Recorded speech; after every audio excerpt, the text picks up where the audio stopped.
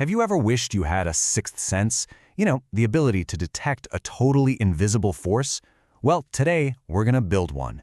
Using this tiny sensor and an Arduino, we are going to tap right into the unseen world of magnetism. So, let's get started. We're going to take these really basic components, an Arduino, the KY-003 sensor, and a couple of wires, and turn them into a working magnetic field detector. And trust me, by the end of this, you're going to see just how incredibly simple it is. All right, let's meet the star of the show. This little guy is the KY-003 Hall effect sensor, and its main job? It's basically a digital switch that flips on or off whenever it senses a magnetic field nearby. Now you're going to see this term monolithic integrated circuit. That's really just a fancy way of saying everything this sensor needs to work is all baked into one single, solid chip. And that integration, well, that's the secret sauce that makes it so precise and reliable.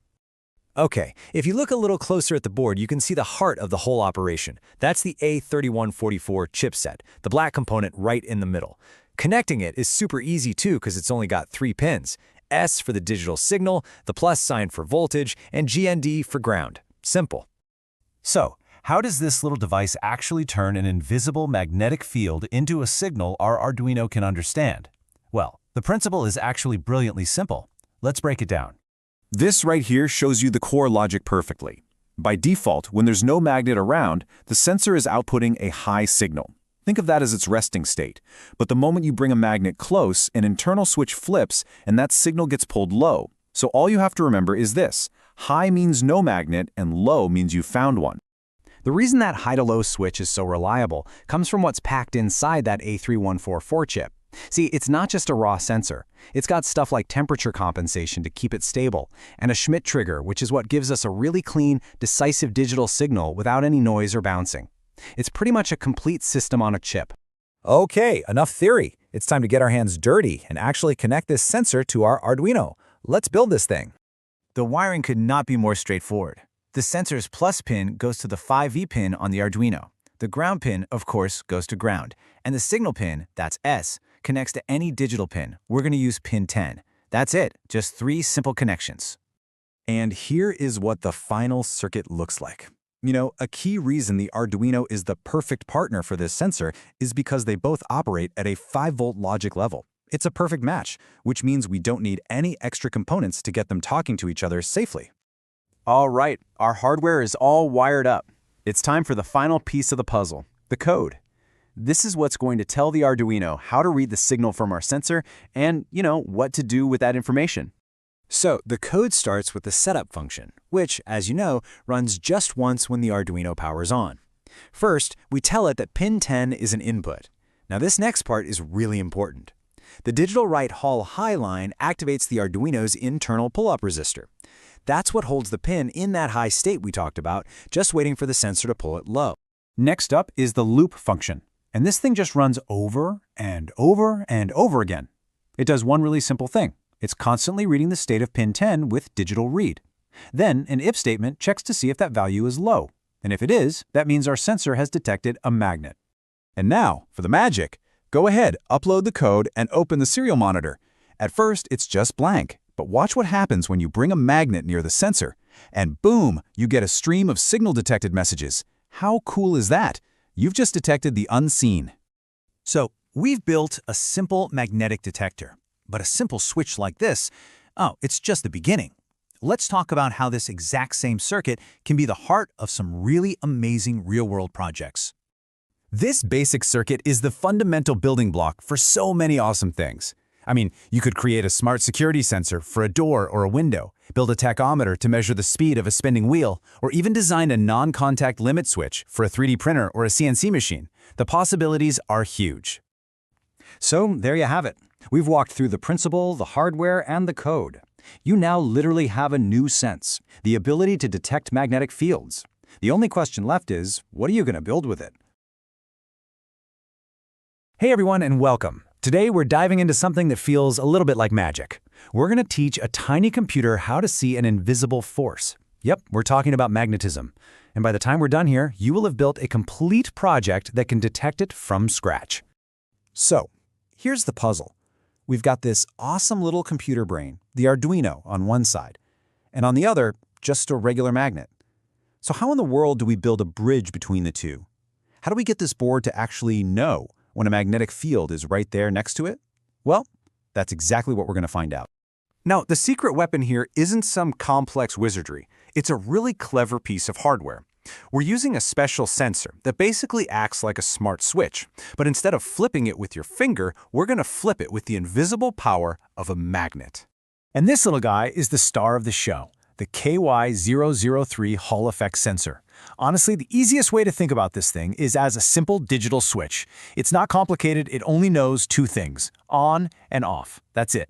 It just sits there waiting, and the second a magnet gets close enough, boom, it flips. Okay, now here's the part that might seem a little backwards at first. By default, when there's no magnet anywhere near it, the sensor's signal is actually high. You can think of it like a light that's always turned on. But when you bring a magnet close, the sensor flips and pulls that signal low. It's this specific change, this drop from high to low, that our Arduino is going to be watching for. And you know, all that smart detection and signal switching, it all happens inside that tiny black rectangle, the A344 chipset. That's the real brain of the sensor. It has everything it needs to sense the magnetic field and give us that clean, simple high or low signal. It's doing all the heavy lifting so we don't have to. All right, that's enough theory. It's time to get our hands dirty and actually build this thing. And I promise you, this is way, way simpler than it looks. We just need 3 little wires to bring this whole project to life. And that's it. That's the whole wiring job. Just 3 steps. First, we connect the power pin to the 5-volt pin on the Arduino. Easy enough. Second, the ground pin goes to, you guessed it, a ground pin, labeled GND. And finally, that all-important signal pin, the one that does all the talking, we're going to hook that up to digital pin 10. That's it. We're done. And here's exactly what that setup looks like in real life. See? You've got the red wire for power, black for ground, and that third wire is carrying our precious signal from the S pin on the sensor right over to pin 10 on our Arduino. The idea is now a real physical circuit. So, we've built the body, now it's time to give it a brain. The code is just our way of giving the Arduino a to-do list. Don't let it intimidate you. It's not some crazy complex programming. It's just us telling our little computer exactly what we want it to do step by step. Every Arduino sketch really has 2 main parts. The first one is called setup. This part only runs once, right when you power the board on. Just think of it as the prep work. We're basically telling the Arduino, hey, listen up, I need you to pay attention to what's happening on pin 10, and also get the serial monitor ready so you can talk back to me. And the second part is the loop. As the name suggests, this part just runs over and over and over again forever. This is the main job. In here, the Arduino is just in a constant cycle, checking pin 10 thousands of times a second, always asking that one simple question, is it low yet? How about now? Is it low now? So when you boil it all down, our entire project comes down to this one simple piece of logic. This if statement right here is the decision maker. The Arduino reads the pin, and if, and only if, that value is low, then it pulls the trigger and does something. It prints signal detected right to our screen. That's the magic moment where it goes from just sensing to actually reacting. And here we go. This is the moment of truth. We've talked about how the sensor works, we've wired up the circuit, and we've given the Arduino its instructions. It's time to put it all together and see this thing in action.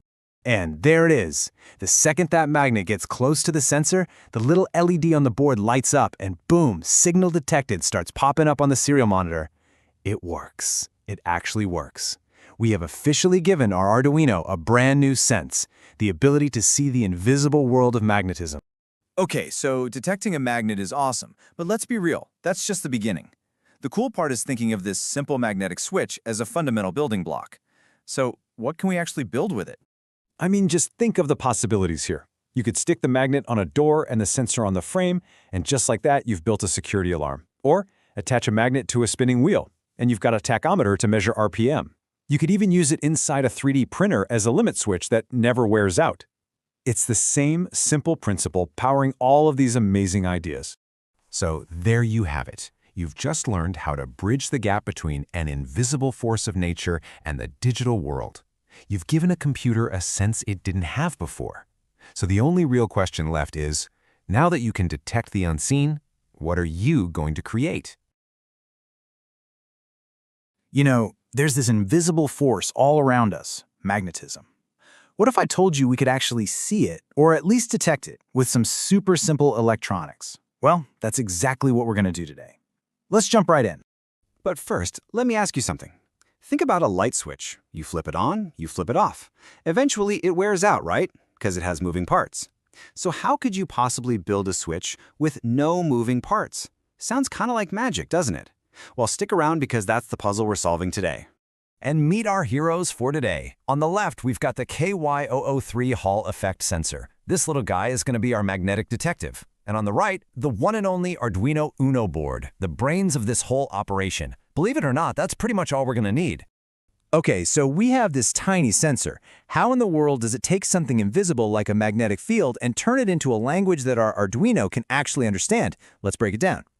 The beauty of this is how simple it is. Seriously, just think of this sensor as a simple digital switch. When there's no magnet around, it's just sitting there, sending out a high signal. Kind of like it's saying, nothing to see here. But the moment you bring a magnet close, bam, the signal gets pulled low. And it's that specific change, that flip from high to low, that our Arduino is basically waiting to hear. Now, the cool science behind this is something called the Hall effect. It sounds complicated, but it's not. Imagine electricity is like a river, with all these little charges flowing along. Now bring a magnet close to the riverbank. That magnetic field acts like a really strong wind, and it actually pushes all those flowing charges over to one side of the river. That pile up on one side creates a tiny bit of voltage, and that's the magic our sensor is designed to pick up on. And this is why this little sensor is so awesome. At its core, you've got this A3144 chipset. Now that's a monolithic integrated circuit, which is just a super nerdy way of saying they crammed all the complicated stuff, amplifiers, triggers, all of it, into one single reliable little package. It does all the heavy lifting, taking that teensy voltage we talked about and turning it into a clean, simple high or low signal that our Arduino can work with. No fuss. All right, enough theory. Let's get our hands dirty and actually hook this thing up. And you can relax, you don't need a huge toolbox for this. The shopping list is, well, tiny. You need your Arduino, the sensor module, and 3 little jumper wires. That's literally it. This has to be one of the easiest circuits you could possibly put together. So here's the hookup. It's super simple. The signal pin on the sensor, it's labeled S, that one goes to digital pin 10 on your Arduino. Then you've got the positive pin, the one with the plus sign. That goes to the 5V pin. And finally, the ground pin, the one with the minus sign, just connect that to any of the GND pins on the Arduino. Easy. And here's what it looks like all put together. You've got your red wire for power, going to 5 volts. The black wire is your ground, connecting to GND. And that blue wire, that's the important one. That's our signal line, running from the S on the sensor right into pin 10 on the Arduino. It's just a simple 3-wire handshake. That's all there is to it. Okay, so the hardware is all connected. Now we just need to give the brain, the Arduino, its instructions. Let's take a look at the code. Don't worry, it's just a few simple logical steps. So every Arduino sketch has 2 main parts. The first one is called setup. This part only runs one time right when you power it on. All we're doing here is telling the Arduino, hey, listen to what's happening on pin 10. We're setting it as an input. We also turn on something called a pull-up resistor, which is just a fancy way to make sure that pin stays high when there's no magnet. And finally, we fire up the serial monitor so we can actually see what's going on. The second part is the loop. And yeah, you guessed it, this part runs over and over and over again forever. And its job is super simple. First, it checks the status of pin 10. Then it just asks itself one simple question. Is the signal I'm seeing low? If the answer is yes, it shoots a message to our computer screen. That's it. It just does that on repeat, constantly looking for that low signal. Really, this whole project boils down to this one single line of code. If value equals low. That's it. That's the trigger. This is the bridge connecting the real world, the magnet, to the digital world of our code. Magnet gets close, signal goes low, this little statement becomes true, and our program finally has something to do. Okay, we've covered the theory, we've done the wiring, the code is uploaded, it's time for the moment of truth. Let's see this thing in action. And there it is, the magic moment. On the left, you can see our computer screen. Totally quiet, nothing's happening. But watch this. On the right, the second we bring a magnet near the sensor, bam! The screen just lights up with signal detected. It works. We are literally sensing an invisible force. So we've built a working magnetic detector. That's awesome. But honestly, this is just the starting point. This simple little circuit is like a new superpower. The real question is, what are you going to do with it? I mean, think about it. This is the building block for tons of cool projects. You could put a magnet on your door and the sensor on the frame. Boom, you have a simple security system. Or stick a magnet on a spinning wheel, and now you can measure its speed, like a tachometer. You could even use it as a limit switch for a 3D printer, one that never wears out. Really, the possibilities are just about endless. So, there you have it. The science, the wiring, the code, the whole shebang. You now have the power to build something that senses the unseen. It's in your hands now. So, the only question left is, what are you going to build first?